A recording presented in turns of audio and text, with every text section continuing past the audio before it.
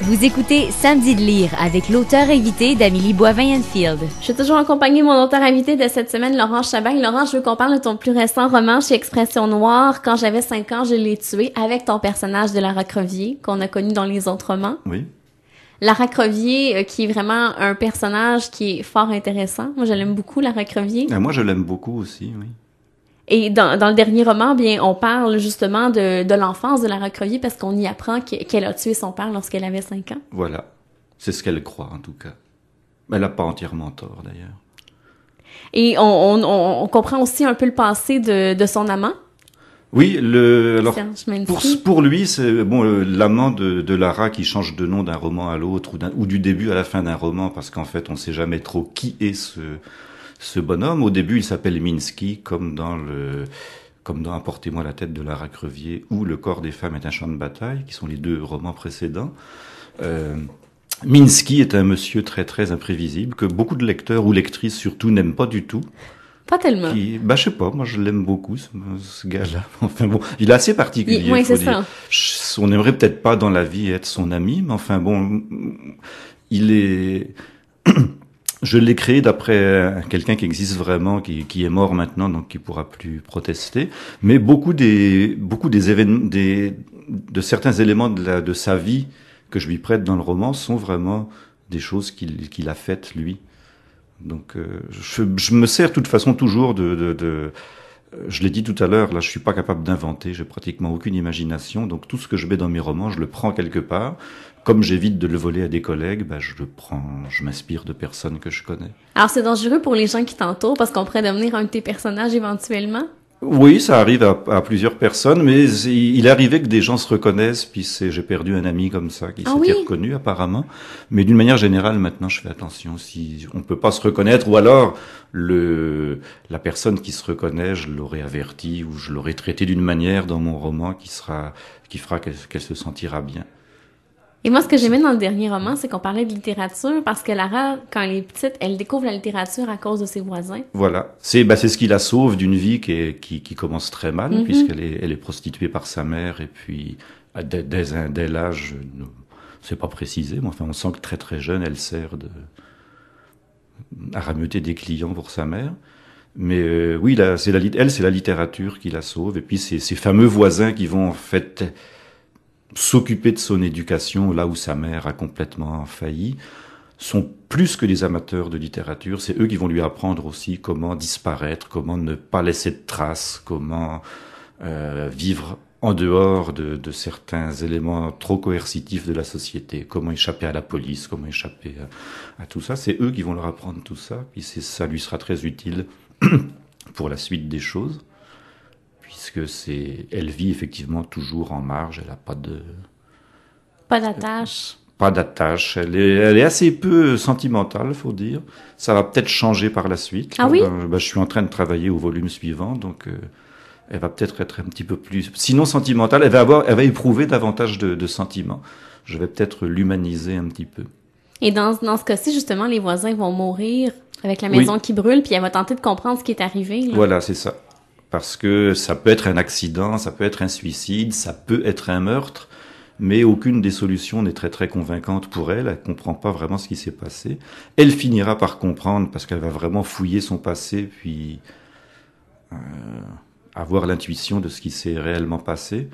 Mais même dans ce roman-là, j'ai pas tout dit sur ce fameux couple, ni sur le fameux Minsky, dont on en apprend un petit peu plus à la fin du roman, mais tout n'est pas dit. Là, il y a d'autres choses qui s'en viennent à leur propos.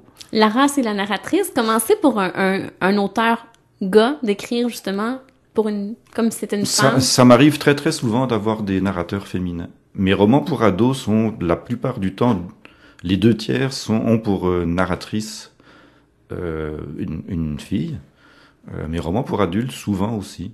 Quand j'ai écrit quelques romans de science-fiction, où souvent c'est une femme la narratrice, je suis assez à l'aise avec ça. J'ai vraiment pas de problème. Je peux être vieux, jeune, africain, américain, ça me gêne pas trop. Tu te mets facilement dans la peau de ton personnage? Oui, de n'importe qui, oui. Ça doit être peut-être que j'étais très très rêveur quand j'étais petit. J'ai pris l'habitude de ça assez vite, mais j'ai aucune difficulté à me mettre dans la peau de qui que ce soit.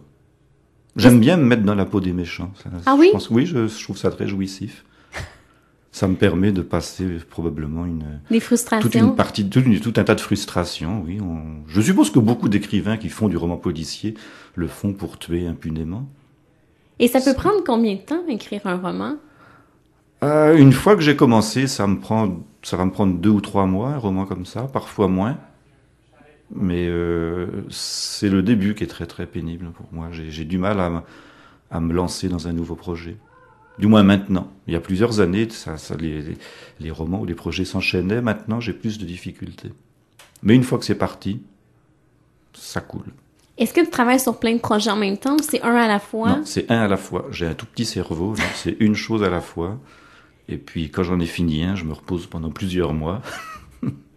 J'ai du mal faut que je me vide d'abord la tête avant de recommencer autre chose.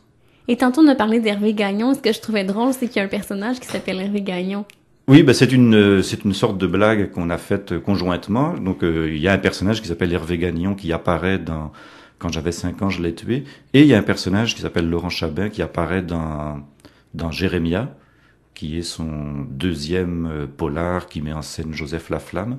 Donc, sous forme de caméo. Lui, il apparaît vraiment pendant une page ou deux dans mon roman, puis c'est la même chose pour moi dans le sien. C'est drôle parce qu'en plus, Hervé me disait qu'il est pris maintenant avec ton personnage, il va devoir le ramener dans un prochain. Oui, je sais parce que je dis des fois des extraits de ses romans en cours, puisqu'il me les fait parvenir, mais oui, apparemment, ce personnage de Laurent Chabin prend de l'ampleur chez lui. Moi, je peux pas lui rendre l'appareil parce que c'était un personnage dans mon roman qui était vraiment destiné à être un caméo, un clin d'œil, et puis c'est pas un personnage en principe qui est appelé à revenir. Mais c'est drôle quand même. On s'amuse, on n'est quand même pas des gens trop tristes. Donc on s'amuse comme on peut. Et là, tu disais que tu travaillais sur le prochain, Lara Crevier. Oui, Crevier. On devrait pouvoir la lire au printemps prochain? Au printemps prochain, ça devrait sortir au mois d'avril comme les autres, oui. Et les romans jeunesse, est-ce qu'il y en aura d'autres bientôt? Il y en a un qui sort en septembre, qui s'appelle Le Canal de la Peur, aux éditions Urtubise. Ça se passe encore à Saint-Henri, entre Saint-Henri et Griffintown, près du canal de la Chine, comme la plupart de mes romans pour ados. C'est un paysage qui convient bien au roman policier. Sauf en ce moment, parce que c'est beau, c'est très vert, sous le soleil, c'est vraiment un parc magnifique.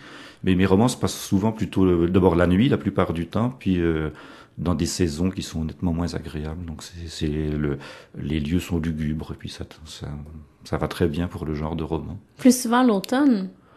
Oui, ou même quand c'est en été, ça va se passer. J'ai toujours tendance à prendre ce qui est le plus moche quelque part pour faire mes paysages. Pourquoi?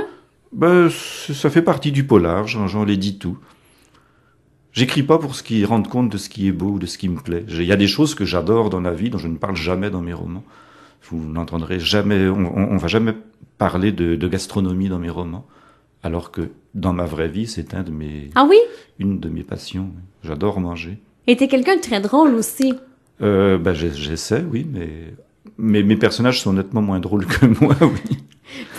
Ils ont un certain humour qui est assez glaçant souvent, mais je sais pas, c'est un parti pris que j'ai, ou je sais même pas si c'est un parti pris, ça se fait comme ça, mais mes personnages sont souvent des gens assez détestables. Encore que Lara n'est peut-être pas spécialement détestable. Mes lectrices aiment bien ce personnage-là. Les lecteurs, je pense que beaucoup moins, parce qu'ils ont peur de femmes de ce genre-là. Je pense que ça liquéfie un bonhomme, une fille comme ça. Peut-être. Oui, je pense.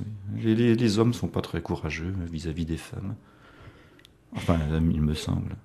Si tu me permets, Laurent, on s'arrête et au retour, je veux qu'on parle de tes 2 coups de cœur littéraires, okay. Un québécois et un étranger. Oui.